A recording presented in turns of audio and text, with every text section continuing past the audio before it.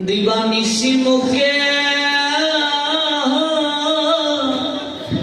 বলো হরি নাম মনরা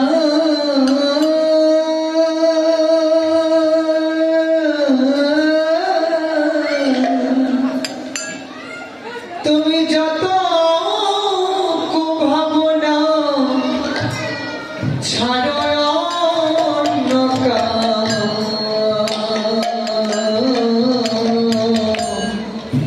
দিবানিশি বদনে বল শ্রীকৃষ্ণ গোবিন্দ নাম গেল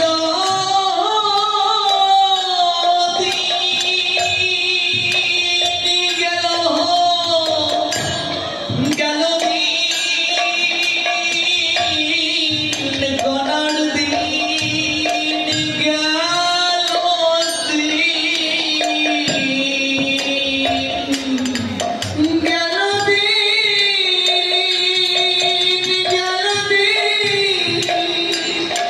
গনার দিন গেল দিন ও গেল দিন গেল গেল দিন গনার দিন গেল দিন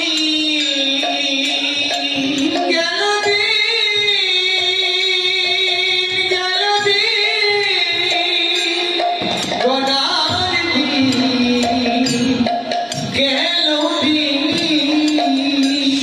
চলে যাচ্ছে সম্পর্ক আজও তো হলো না।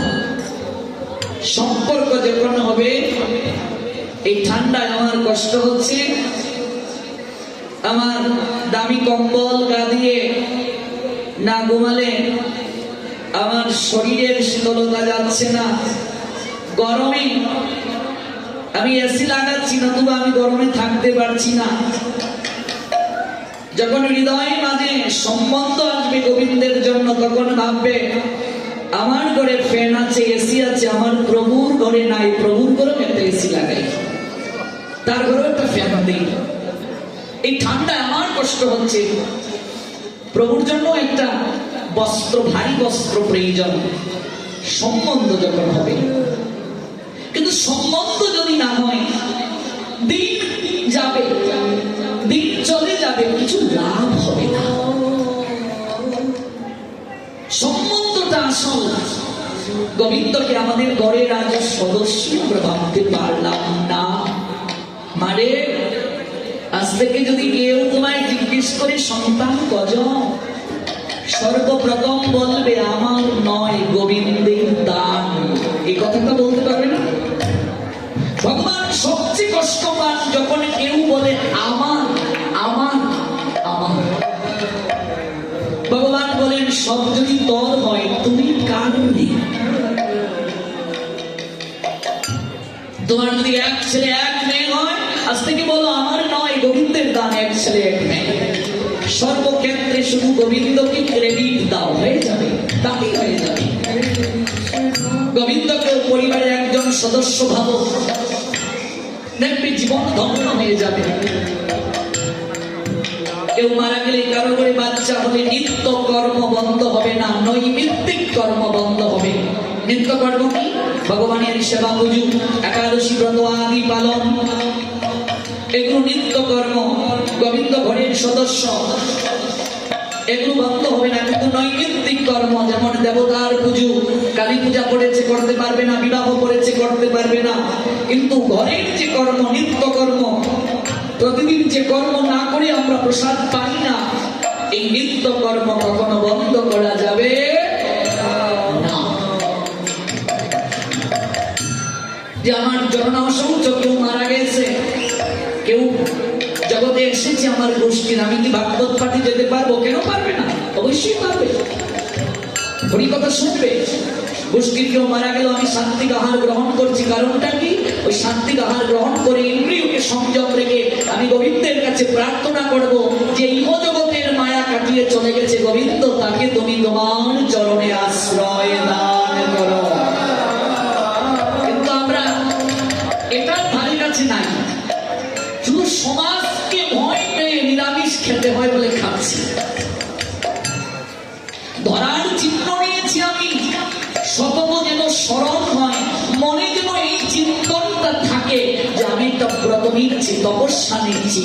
তাই চিন্তামণি আজ বলছে, ওগো আমি ব্যবসা হতে পারি কিন্তু আমি পাপ কার্য করতে পারবো না। তোমার পাপের শ্রাদ্ধ শেষ যখন হবে, এর আগে তুমি আমার সাথে দেখা করতে এসো না। কষ্ট করে 10 দিন থাকলেন, রাত্রিবেলা দিনে শ্রাদ্ধ পিণ্ড কার্য শেষ করে রাত্রিবেলা মধ্যরাত্রিতে চিন্তামণির জন্য তার মনের মাঝে আকর্ষণ অনুভব হচ্ছে, মুতলা হয়ে গেছে হৃদয়, টিকতে পারছেন না তিনি। ঘর থেকে বের হয়ে গেলেন, অপারে চিন্তামণি নদীটা পার হবে কি করে? প্রচুর বৃষ্টি, কামনার বাণীর মতো, কামনার যন্ত্রণার মতো যন্ত্রণার কিছু নয়। মহাজন বলছেন, সর্পে যদি কামড় দেয় যতটা না বিষক্রিয়া হয়, তার থেকে অধিক বিষক্রিয়া কামনার কামড়। সর্পের নিয়ে বিষ কি করে যাবে? একটা মৃত লাশ ভেসে আসছে, বিল্লমঙ্গল ভাবছে এটা হয়তো একটা কলা গাছ। দেখো, ওই যে বললাম, কামনা মানুষকে স্মৃতি নষ্ট করে দেয়, স্মৃতি বিভ্রম, বুদ্ধি নাশ। মৃত লাশটাকে জড়িয়ে ধরে শান্তে অপারে চলে গেল। এত রাতে গিয়ে ডাকছে, চিন্তা। কণ্ঠস্বরটা তো খুব পরিচিত। কে গো এত রাতে এই বার বনিতার কুঠিরে? আমি বিল্লমঙ্গল।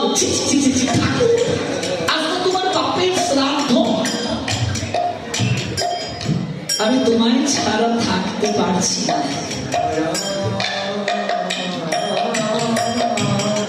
আমি পতিতা হতে পারি ঠাকুর, পাপী হতে পারি ঠাকুর, কিন্তু আমি এতটা বিবেক বর্জিত না। বের হয়ে যাও, এই ঘর থেকে বের হয়ে যাও, তোমার মুখ আমি দর্শন করবো না। আমাকে নিয়ে তুমি এই পাপ কার্য করিও না ঠাকুর। বাবার শ্রাদ্ধের রাতে তুমি এই নদী পার হয়ে চলে গেলে। কি করে পার হলে নদী? একটা কলা গাছকে জড়িয়ে ধরে শান্তে পার হয়ে এলাম। কলা গাছ কোথায় চলো দেখি। কিছুটা বৃষ্টি থেমে গেল, একটা প্রদীপ হাতে নিয়ে চিন্তা বিল্লমঙ্গলকে নিয়ে ঘাটে গিয়ে দেখলেন সেটা কলা গাছ নয়, মরা লাশ। তোমার বুদ্ধি এতটা ভ্রষ্ট হয়ে গেছে, মৃত লাশকে তুমি কলা গাছ ভাবছো, স্মৃতি বিভ্রম হয়ে গেছে তোমার। বের হয়ে যাও। জগতে আমি অনেক কুকুর দেখেছি, তোমার মতো কুকুর দেখিনি আমি। বের হয়ে যাও তুমি। ওরে মূর্খ, আমাকে যতটা তুই ভালোবাসিস, আমার এই অনিত্য দেহটার প্রতি তোর যতটা আকর্ষণ, তার যদি বিন্দু মাত্র আকর্ষণ বৃন্দাবনেশ্বর গোবিন্দের প্রতি তোর থাকতো রে, আমাকে তুই যতটা ভালোবাসিস, আমার প্রতি তোর যে লালসা রে, তীব্র যে আকর্ষণ, তার কিঞ্চিত আকর্ষণ যদি বৃন্দাবনেশ্বর শ্যাম সুন্দর গোবিন্দের প্রতি থাকতো রে, আমার কেন জানি মন বলছে তোর গোবিন্দ দর্শন হয়ে যেত।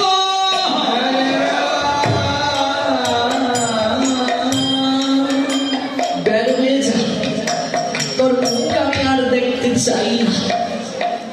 চিন্তা, এত রাতে মরা লাশ জড়িয়ে ধরে কলা গাছ দেবে সামনে এলাম তোমার প্রীতি পাবো বলে, আর তুমি আমায় কটু বাক্য দ্বারা হৃদয়কে ক্ষত বিক্ষত করলে, তুমি আমায় কুকুরের সঙ্গে তুলনা করলে। চিন্তা, তার বিন্দু বিসর্গ প্রীতি গোবিন্দকে দিলে, গোবিন্দ আমার দর্শন হয়ে যেত। আমার মুখ তুমি দেখতে চাও না। আমি তো ভেবেছিলাম তুমি আনন্দিত হবে, তুমি আমায় কত ভালোবাসো গো।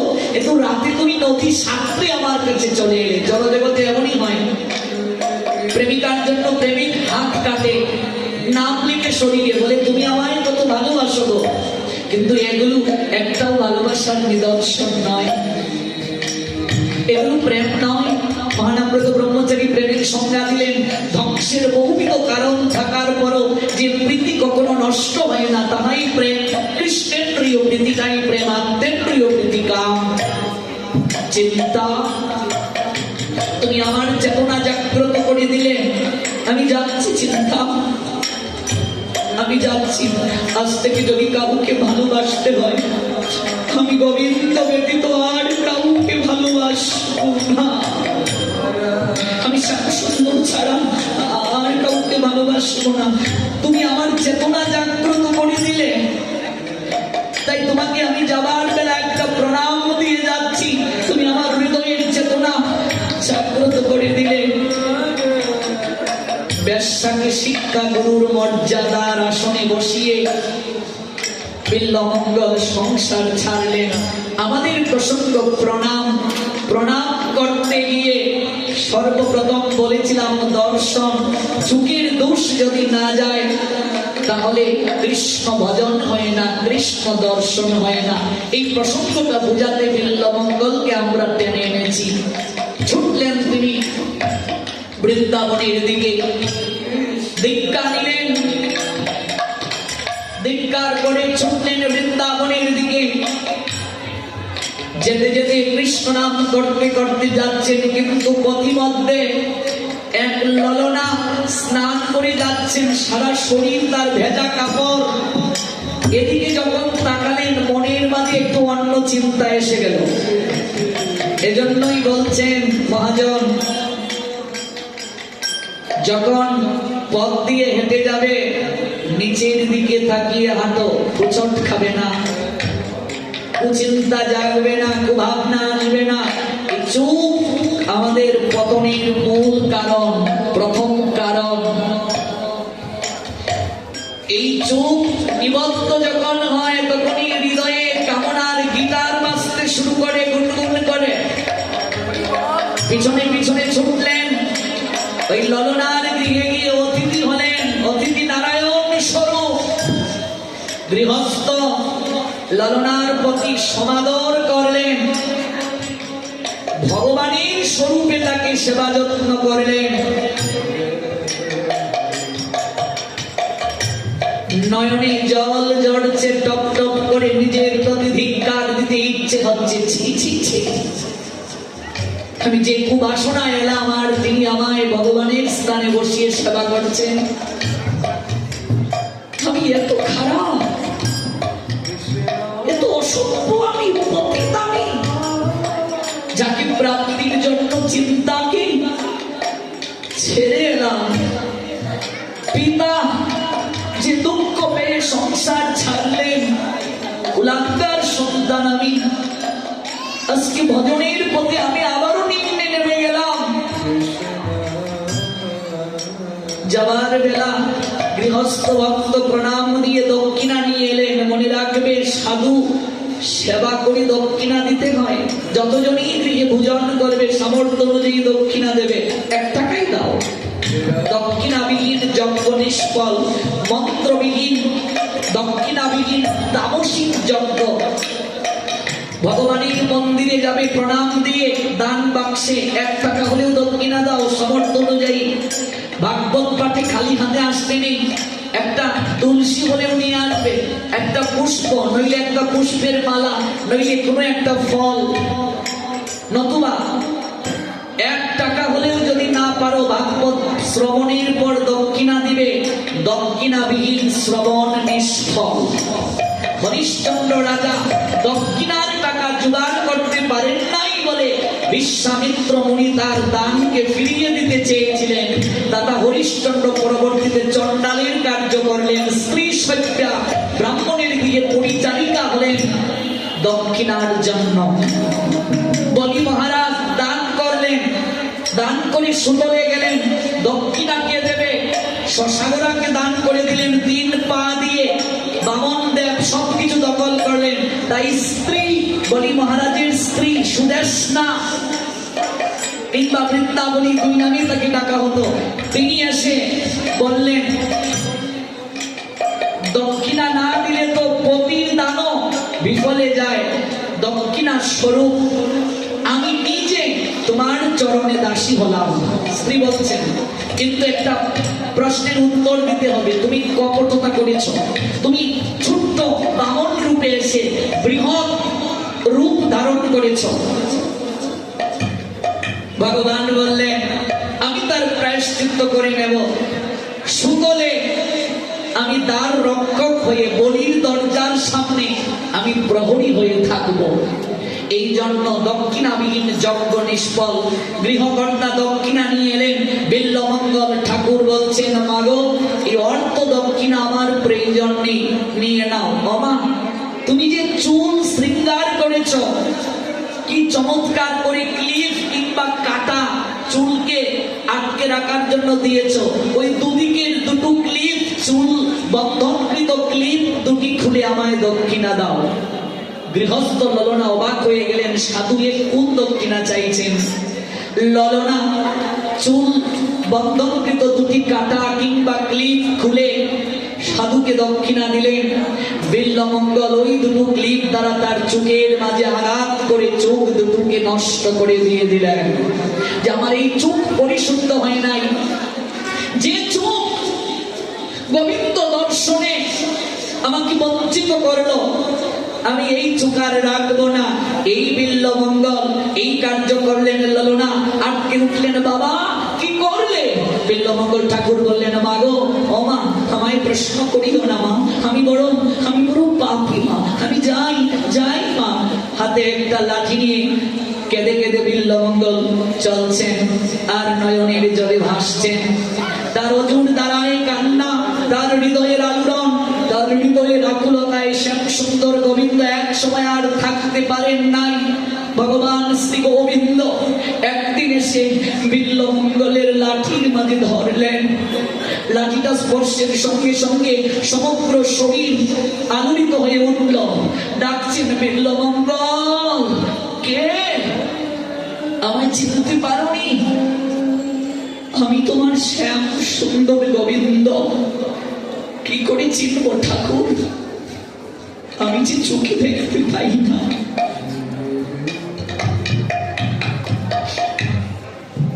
আমার এই চোখে দোষ রয়েছে ঠাকুর। আমি এই দুটো চোখটাই অন্ধ করে দিলাম।